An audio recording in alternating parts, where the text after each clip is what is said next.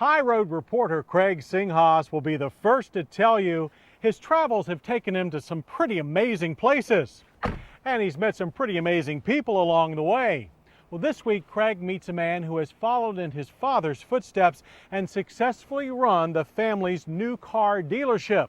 The catch is he hasn't had a new model on the lot in over 40 years. Ypsilanti, Michigan.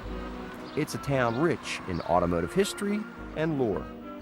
Now, it's probably best known as the home of the controversial automotive entrepreneur Preston Tucker and the equally controversial Chevrolet Corvair.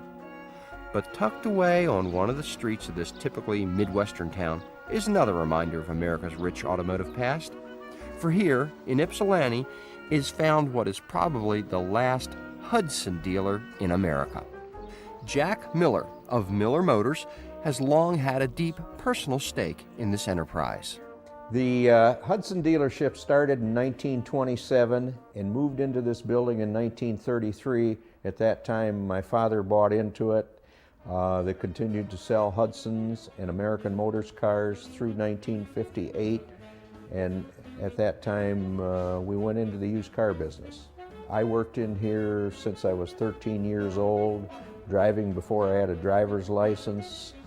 The dealership throughout its history sold 1,969 new vehicles, 1927 through 1958. We still sell a few Hudsons each year. In fact, this year we've already sold 2 Hudsons, a 51 Hornet convertible and a 52 Hornet 4-door sedan that was totally original. Wow, talk about brand loyalty.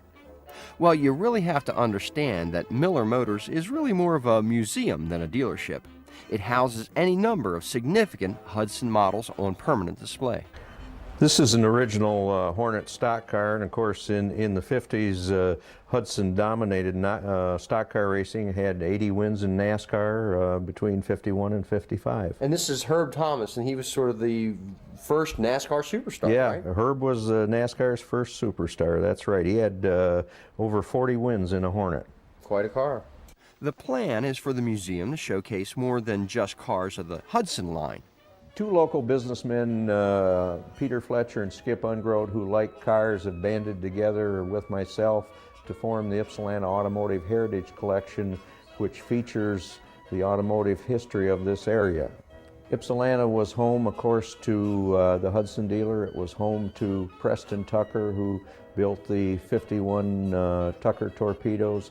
Ypsilanti was home to the Kaiser Frazer Corporation, which produced approximately 750,000 cars here. And probably our most famous car is the Chevrolet Corvair, of which over 1.5 million were produced in a 10-year period. By the fall of 2000, the new building, which will house the majority of the Automotive Heritage Collection, will be completed.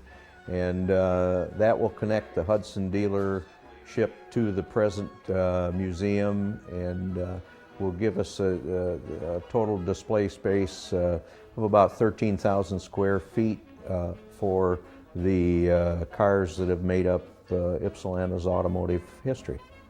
There's a certain poetic justice when a local business like Miller Motors can return something to the community that has so long called home. But then again, maybe that's just what small towns like Ypsilanti are all about.